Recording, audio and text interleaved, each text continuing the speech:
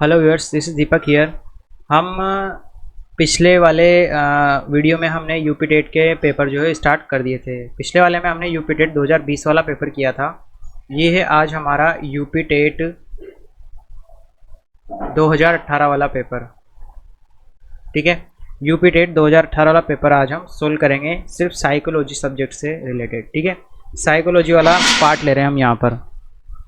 इसमें देखना, पहला क्वेश्चन है, मनोविज्ञान शाला उत्तर प्रदेश में कहाँ स्थित है। ठीक है, मनोविज्ञान शाला उत्तर प्रदेश में कहाँ स्थित है। इस तरह का क्वेश्चन वो है अपन से रीट में नहीं पूछेगा, क्योंकि ये यूपी टेट का पेपर है, तो उत्तर प्रदेश से रिलेटेड कुछ क्वेश्चन एक आध उसने डाल दिए होंगे। ठीक है, फिर देखिएगा इसका सही आंसर है वैसे इलाहाबाद। ठीक है, लखनऊ, इलाहाबाद, आगरा, वाराणसी में से इलाहाबाद सही है। क्वेश्चन नंबर सेकंड है आपका, जो संबंध स्किनर का चूहों से एवं थॉर्नडाइक का बिल्लियों से था, वही संबंध कोहलर का था कुत्तों से, मुर्गियों से, बंदरों से या वन मानुषों से। तो आपके कोहलर ने जो प्रयोग किए थे वो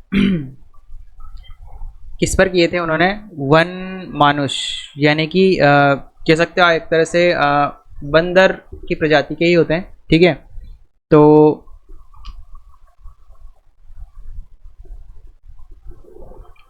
इन्होंने साबित किया था कि बालक में किसी भी समस्या के समाधान में सक्षम अगर वो नहीं होता तो क्या होता है, वो उसको क्या करता है, प्रयत्न करता है, और प्रयत्न के माध्यम से वो उस पर काम कर सकता है, मतलब उसको सीख सकता है। ये इन्होंने चिंपांजी पर किए थे प्रयोग। ठीक है, क्वेश्चन नंबर 3, अधिगम का पठार है। अधिगम में अवरुद्ध वर्धन, अधिगम में दोष, अधिगम की समाप्ति या अधिगम में अवरोध। तो अधिगम का पठार क्या कहलाएगा आपके? ये कहलाएगा अधिगम में अवरुद्ध वर्धन। ठीक है, अधिगम में जो अवरुद्ध वर्धन होगा वो माना जाएगा। ठीक है, अधिगम के दौरान यदि कोई व्यक्ति उस अवधि पर पहुंच गया जहां पर अधिगम की संभावना क्या हो जाती है, समाप्त हो जाती है, तो प्रदर्शन पर क्या हो जाएगा, नकारात्मक असर दिखाई देने लगेगा। ठीक है, तो अधिगम पठार क्या चीज़ को दर्शाता है? देखो, पठार जैसे अभी ये आपका अधिगम वक्र है, ये आपका अधिगम वक्र है। ठीक है, अधिगम वक्र का बढ़ने का मतलब है कि यहाँ से बढ़ना स्टार्ट हुआ। मान लो यहाँ पर ऐसे है कुछ, आपका अधिगम वक्र बढ़ना स्टार्ट हुआ, यानी आपका अधिगम उच्चतम मतलब अधिक बढ़ता जा रहा है। ठीक है, आप ज़्यादा से ज़्यादा चीज़ें सीख रहे हो, और चीज़ें सीखते सीखते आपके एक कंडीशन ऐसे आएगी कि जहाँ पे मतलब आपको ऐसा लगेगा कि हाँ, मुझे तो सब पता है, सब आता है, और मैं इससे आगे नहीं सीख पाऊँगा। तो ये जो आपको ऊपर फ्लैट स्थिति बनती है, इसे बोलते हैं अधिगम का पठार। अधिगम का पठार। ठीक है, यानी कि इस स्थिति पर आपके अधिगम करने की क्षमता और अधिगम करने की योग्यता मतलब क्या हो जाती है, एकदम कांस्टेंट हो जाती है, मतलब उससे आगे नहीं बढ़ पाते आप। उसके बाद अधिगम करने की योग्यता में क्या होता जाता है, कमी होती जाती है। ठीक है, तो ये क्या होता है आपका अधिगम में अवरुद्ध Vardhan. The behaviour of organism नामक पुस्तक के लेखक कौन है? ठीक है, तो द बिहेवियर ऑफ ऑर्गेनिज्म लेखक ये लिखी थी आपके BF स्किनर ने। ठीक है, द बिहेवियर ऑफ ऑर्गेनिज्म। ठीक है, ये इसका प्रकाशन 1936 में हुआ था। ठीक है, उसके बाद आ जाओ आप क्वेश्चन नंबर 5, छात्रों में सही व्यवहार के प्रशिक्षण हेतु, सही व्यवहार के प्रशिक्षण हेतु सर्वाधिक महत्वपूर्ण क्या है? प्रशंसा, दंड, पुरस्कार, सही व्यवहार का प्रस्तुतिकरण। तो ये क्या आएगा इसमें आपका? सही व्यवहार का प्रस्तुतिकरण। ठीक है, व्यवहार का प्रशिक्षण दे रहे हैं हम। ठीक है, किसका प्रशिक्षण दे रहे हैं? व्यवहार का प्रशिक्षण। तो व्यवहार के प्रशिक्षण में क्या इंपॉर्टेंट होगा? सही व्यवहार का प्रस्तुतिकरण। क्वेश्चन नंबर अगला है, समस्या समाधान में लक्ष्य प्रवणता के संप्रत्यय को किसने प्रस्तावित किया था? कौन सी प्रवणता? लक्ष्य प्रवणता। ठीक है, हल, कोहलर, कैंडलर या ब्रिक। ठीक है, तो लक्ष्य आधारित अधिगम या फिर लक्ष्य प्रवणता जिसे हम कहते हैं, वो आपको दिया था क्लार्क हल के द्वारा। ठीक है, क्लार्क हल ने दिया था ये। इसके अंतर्गत कोई भी कार्य क्या होता है? लक्ष्य युक्त होता है। लक्ष्य जब हम निर्धारित कर लेते हैं या कोई भी उद्देश्य निर्धारित कर लेते हैं, ठीक है, तो उससे क्या होता है, हमारी समस्याओं का समाधान हम आसानी से या सही रूप में कर पाते हैं। क्वेश्चन नंबर 7 है, इनमें से कौन सूक्ष्म शिक्षण की विचारधारा से संबंधित नहीं है? ठीक है, कौन सा ऐसा है जो सूक्ष्म शिक्षण की विचारधारा से संबंधित नहीं होगा? Bush, David Hume, D.W. Elon या H.E. सन। तो इनमें से आपके जो D.W. एलन है, ये आपका सूक्ष्म शिक्षण की विचारधारा से संबंधित मनोवैज्ञानिक नहीं है। ठीक है, इसके बाद निम्न में से कौन सा शिक्षण अधिगम का स्तर नहीं है? शिक्षण अधिगम का स्तर कौन सा वाला नहीं है? अवबोध स्तर, स्मृति स्तर, परावर्ती स्तर या दूरवर्ती स्तर। तो इसमें से दूरवर्ती स्तर जो है आपका शिक्षण अधिगम का स्तर नहीं होता। ठीक है, शिक्षक अपने छात्रों को अधिगम के कितने स्तर बताते हैं? 3 स्तर। ठीक है, अब ये अधिगमकर्ता को यानी कि जो अपना छात्र होता है उसके मानसिक विकास को अलग अलग स्तरों में दिखाते हैं। ठीक है, और शैक्षणिक उद्देश्यों को पूरा करने के लिए इन्हीं स्तरों का उपयोग किया जाता है। ये स्तर कौन से होते हैं? चेतना स्तर, समझ स्तर और विचारात्मक स्तर। ठीक है, कौन से होते हैं? चेतना स्तर,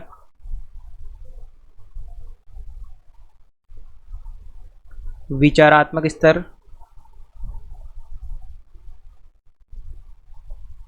और तीसरा होता है समझ स्तर। ये 3 स्तर होते हैं आपके। ठीक है, उसके बाद आ जाओ क्वेश्चन नंबर 9 पर। क्वेश्चन नंबर 9 में इसने पूछा है कि निम्न में से कौन सी कक्षा शिक्षण में जनतांत्रिक शिक्षण नीति नहीं है? व्याख्यान, अन्वेषण, योजना, मस्तिष्क उद्वेलन। तो जनतांत्रिक शिक्षण नीति कौन सी वाली नहीं होगी? ये आपके जो है मस्तिष्क उद्वेलन। मस्तिष्क उद्वेलन जो है आपका जनतांत्रिक शिक्षण नीति के अंतर्गत नहीं आएगी। ठीक है, व्याख्या, योजना और अन्वेषण के माध्यम से क्या होती है? छात्रों में अधिगम की क्षमता बढ़ती है, जबकि जनतांत्रिक शिक्षण में कक्षा को अधिगम का महत्वपूर्ण भाग माना जाता है। ठीक है, जहां छात्र क्या होता है? निर्णय लेने की क्षमता तथा संबंधित ज्ञान को क्या करते हैं? सीखते हैं। ठीक है, उसके बाद आ जाओ क्वेश्चन नंबर 10 पर। निम्न में से कौन सी समावेशी शिक्षा की एक विशेषता नहीं है? यह केवल विशेष आवश्यकता वाले छात्रों के सीखने में अभिवृद्धि करती है। यह दिव्यांग बालकों की देखभाल से उनकी शिक्षा और व्यक्तित्व के विकास की ओर सेवा में बदलाव है। समावेशी शिक्षा एक सतत प्रक्रिया है, यह कोई उपार्जित अवस्था या उत्पाद नहीं है। यह सभी विद्यार्थियों की क्षमताओं को अधिकतम स्तर तक बढ़ाना चाहती है। ठीक है, तो इसमें से कौन सी विशेषता जो है इसकी नहीं है? इसकी कौन सी वाली नहीं है? पहली वाली। क्यों? क्योंकि यह केवल विशेष आवश्यकता वाले छात्रों को सीखने में, ये कह रहा है कि केवल विशेष आवश्यकता, जो आपके नॉर्मल बच्चे हैं वो समावेशी शिक्षा के अंतर्गत अभिवृद्धि मतलब सीखेंगे नहीं। ठीक है, तो ये वाला जो है आपका ऑप्शन गलत है। उसके बाद आया क्वेश्चन नंबर 11। निम्न में से कौन सा फ्लेंडर की अंतःक्रिया विशेषण प्रणाली से संबंधित नहीं है? फ्लेंडर की अंतःक्रिया विशेषण प्रणाली से संबंधित नहीं है। छात्र कथन, शिक्षक कथन, अभिभावक कथन या मौन। तो इसमें से कौन सा वाला नहीं है? आपका अभिभावक कथन। ठीक है, फ्लेंडर की अंतःक्रिया विशेषण प्रणाली में अभिभावक कथन को शामिल नहीं किया है। ठीक है, इसने आपके फ्लेंडर एक मनोवैज्ञानिक था जिसने आपके अंतःक्रिया विश्लेषण प्रणाली जो है आपकी दी थी। इसमें क्या होता है? आपके शिक्षक और छात्रों के बीच आपसी संबंधों पर व्यापक बातें की गई है। इसमें बताया गया है कि कक्षा में होने वाली अंतःक्रियाओं को 3 भागों में वर्गीकृत किया जाता है: शिक्षक बातचीत, छात्र बातचीत और मौन। ठीक है, इसने 3 पद बताए थे: शिक्षक बातचीत,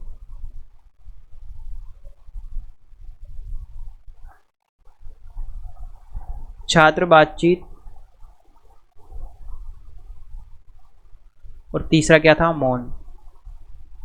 ये 3 बताए थे और ये 3 ये आपके पिछले क्वेश्चन के थे। ठीक है, तो कौन सा वाला नहीं आएगा? अभिभावक कथन। उसके बाद देखो क्वेश्चन नंबर 12। संभाषण में अर्थ की लघुत्तम इकाई क्या होती है? रूपग्राम, ध्वनिग्राम, पद या शब्द। अब यहाँ पर इसने किसको बोला है? संभाषण को बोला है। तो संभाषण में सबसे छोटी इकाई कौन सी होगी? रूपग्राम। ठीक है, संभाषण में भाषा की इकाई होती है आपके रूपग्राम। इसके माध्यम से ध्वनिग्राम के रूप में संदेश को क्या किया जाता है? भेजा जाता है एक स्थान से दूसरे स्थान पर। उसके बाद देखो क्वेश्चन नंबर 13। हम करके सीखते हैं किसने कहा था? योकम, सिम्पसन, डॉक्टर मेस या कोलसेनिक। तो करके सीखने वाली बात किसने बोली थी? सिम्पसन ने बोली थी आपको। उसके बाद आ जाओ क्वेश्चन नंबर 14। निम्न में से कौन सा शिक्षण का स्तर नहीं है? बोध, स्मृति, चिंतन या वर्णन। तो इसमें कौन सा आएगा? आपका वर्णन। ठीक है, ये शिक्षण का स्तर नहीं है, यानी कि शिक्षण के जो पद होते हैं वो उसमें नहीं आता। शिक्षण की अंतःक्रियात्मक अवस्था में मुख्य संक्रिया होती है। अंतःक्रियात्मक अवस्था में मुख्य संक्रिया निदान, प्रत्यक्षीकरण, क्रिया प्रतिक्रिया या उपरोक्त सभी। पूछा इसने मुख्य संक्रिया कौन सी होती है? ठीक है, तो मुख्य संक्रिया आपकी ये कौन सी होती है? चारों होती है। चौथा ऑप्शन क्या है इसका करेक्ट आंसर।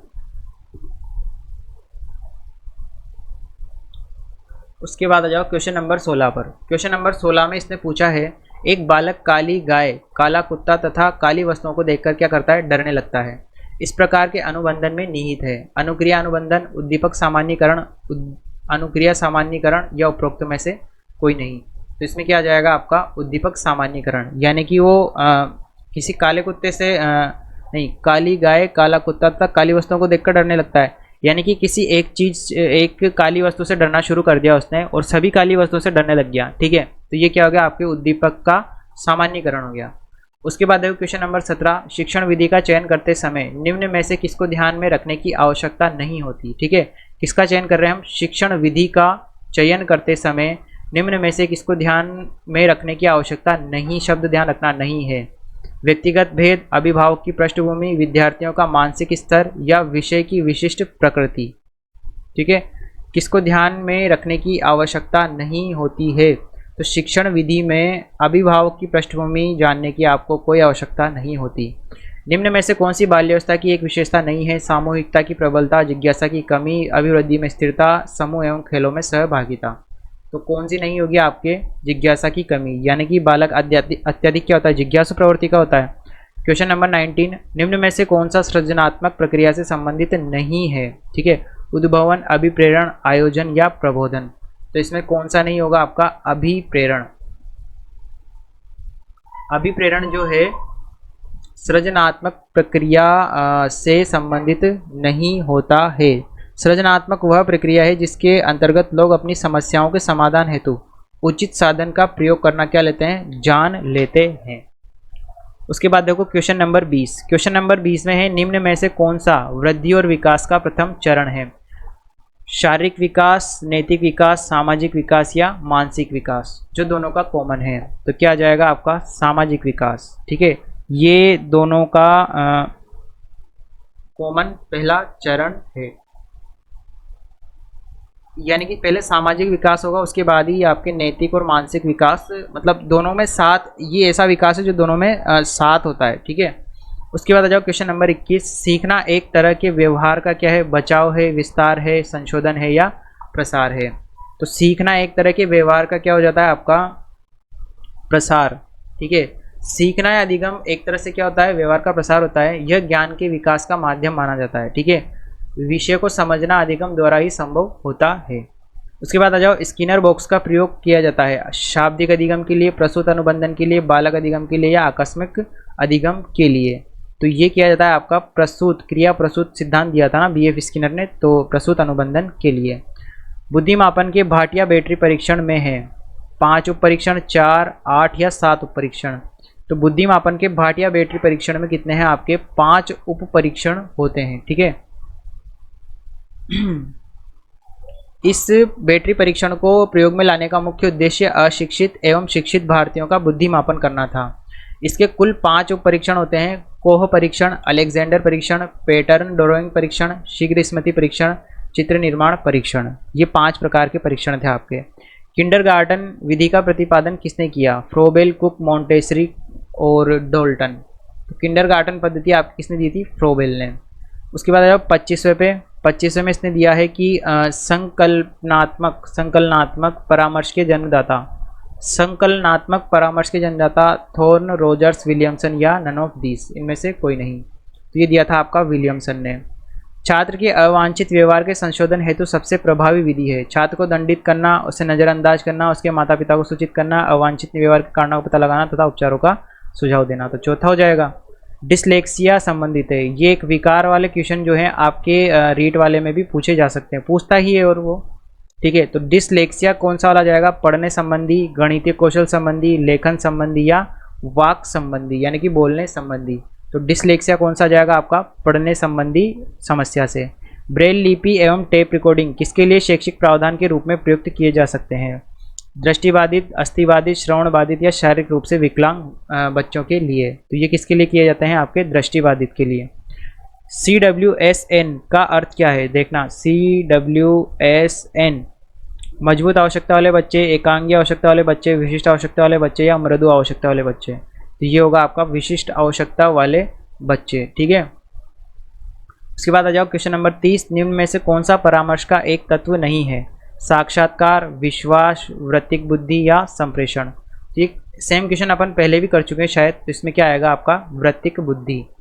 इसमें साक्षात्कार, विश्वास एवं संप्रेषण परामर्श के आवश्यक तत्व माने जाते हैं। ठीक है, इतना सा ध्यान रखना है आपको कि 3 तत्व होते हैं, साक्षात्कार, विश्वास और संप्रेषण। इसमें वृत्तिक बुद्धि का आपके कोई लेना देना नहीं होता। ठीक है, ये हो गया आज का हमारा 2018 वाला यूपी टेट का पेपर। मिलते हैं नेक्स्ट वीडियो में अगले यूपी टेट के पेपर के साथ।